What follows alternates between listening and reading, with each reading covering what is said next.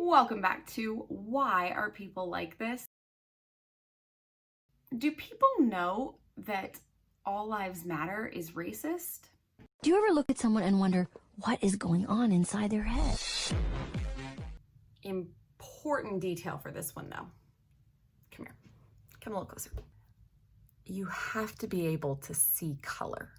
You've got this. Today we're talking about relational frames surrounding the words black and white and why that creates racist tendencies in people. If you just heard me say relational frames and you went, what? Relational frame theory is a psychological theory of language that focuses on how we use language instead of what it looks like. Relational frame theory, that sounds complicated. Who's this chick and what does she know? And why are her curls so on point? Thank you. They will never do this again, so don't get attached. I am a behavior therapist. I work with kids with autism, have a bachelor's in communication disorders and a master's in behaviors. I'm not an expert in relational frame theory, but I've done a lot of reading on it because I think it's really cool. My favorite videos to make are videos talking about relational frame theory and how it can explain why people are like this. So if that interests you or you're learning about relational frame theory and struggling with some of the concepts, I do my best to make it a little easier, so hit subscribe and click the bell so that you get notifications and you are the first to know why people are like this. This video is a continuation on last week's Do All Lives Really Matter? So if you haven't seen that, go check it out.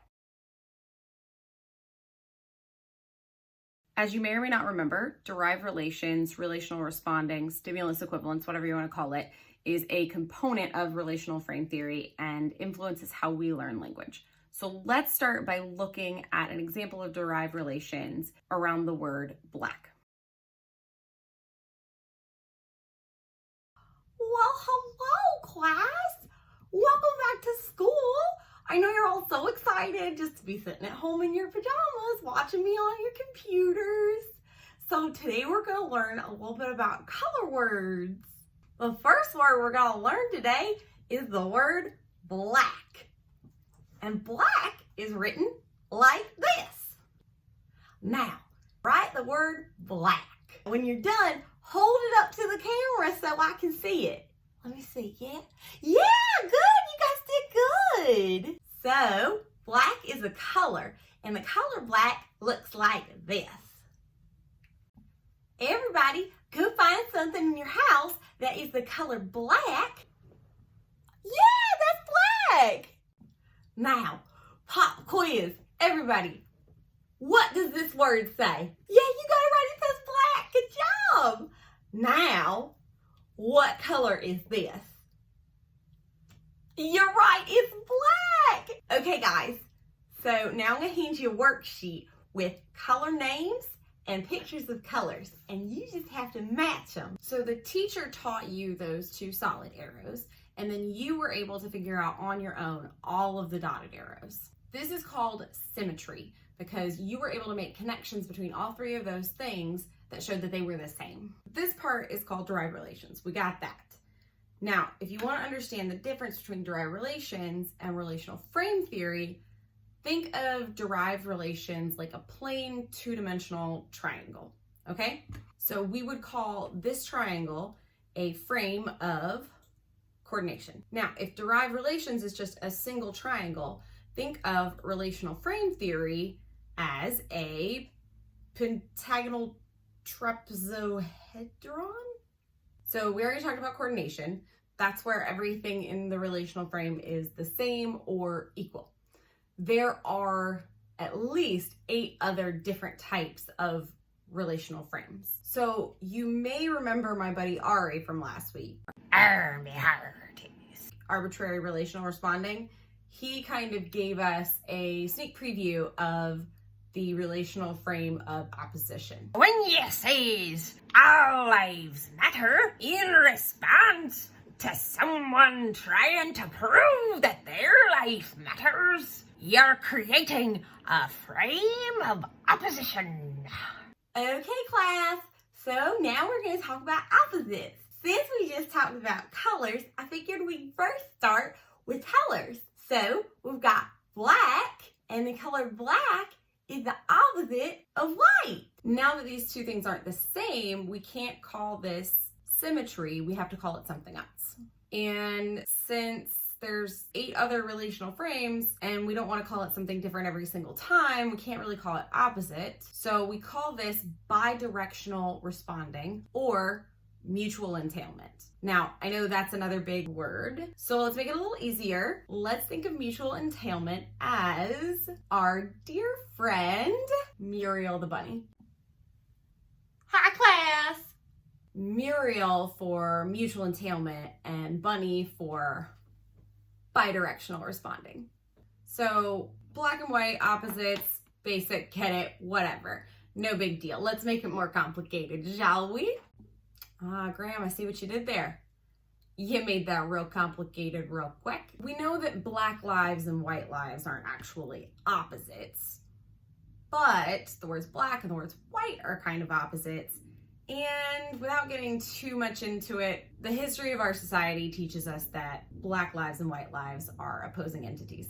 Since black lives and white lives are opposites because of the social history, what would we call this kind of responding? It's arbitrary.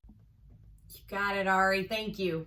Clutch move there. Yes, this would be called arbitrary relational responding because it's based on the learning history and social constructs. In this instance, because it's based on the problematic learning history of white lives and black lives being opposing entities, this type of arbitrary relational responding is called racism.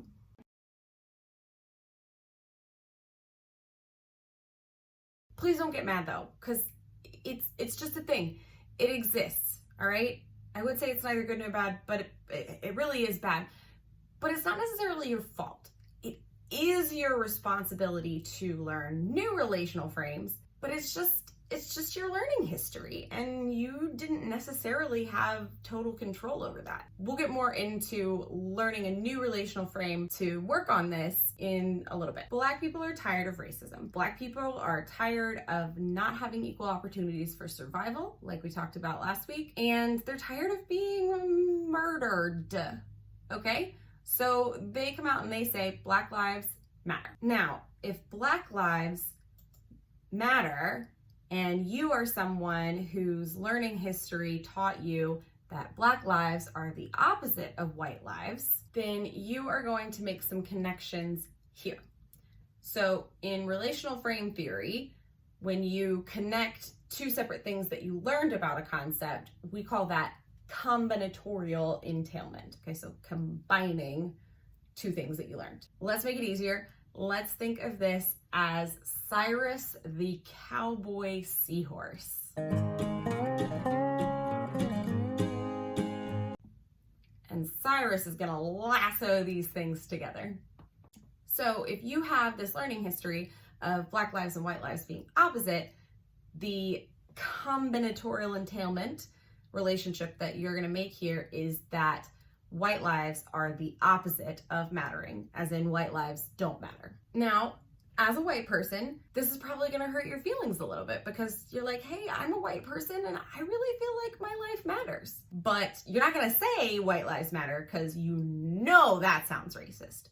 So instead, you're gonna say all lives matter.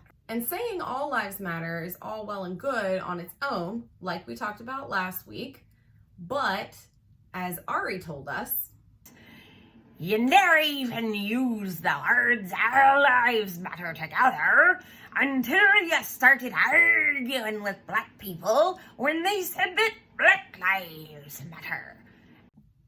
and since it's based on and derives from this racist connection here, all lives matter is a racist statement. It just doesn't mean what you want it to mean. Once a relational frame is formed, it's locked in. It's not going anywhere. But what we can do is add on to this an additional relational frame. So let's look back at our options here. And I think we should go with hierarchical. So all this stuff on the side of the frame is all yucked up by racism. So let's see what adding a hierarchical frame does to this.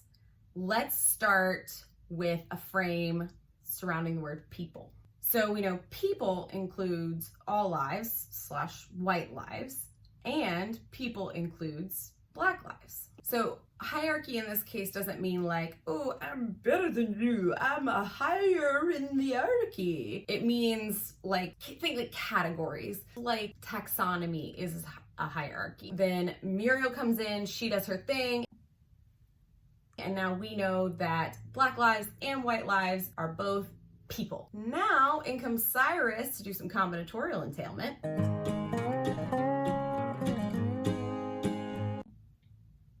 would you look at that? Black lives and white lives are similar. But don't get like too excited. We didn't just solve racism here, okay? Remember, this other relational frame still exists. It doesn't go away. You cannot erase somebody's learning history. So what's gonna happen, since you still have this racist relational frame, but now you have this relational frame of like, oh, actually, Black people and white people have a lot in common. What you're gonna experience is called cognitive dissonance. And it doesn't feel great. But if you can just hang in there and don't let that dizzy, nasty feeling of cognitive dissonance throw you off, you can make a conscious effort to respond or act like Black lives and white lives are similar more often than you respond or act like Black lives and white lives are opposite. That little racism there.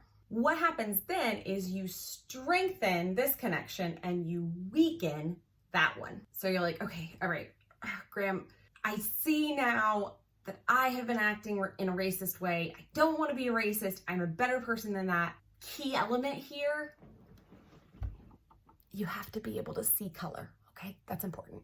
Step one is to start noticing how you respond in situations that involve Black people, be it in real life, be it in movies, be it in just thoughts in your head, okay?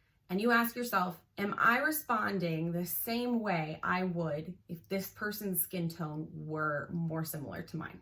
Second is you have to really think about and recognize some of the things that we talked about last week. Those being that right now, we live in a society where Black lives and white lives are more similar than they are different. There's still a lot of really, really, really important differences.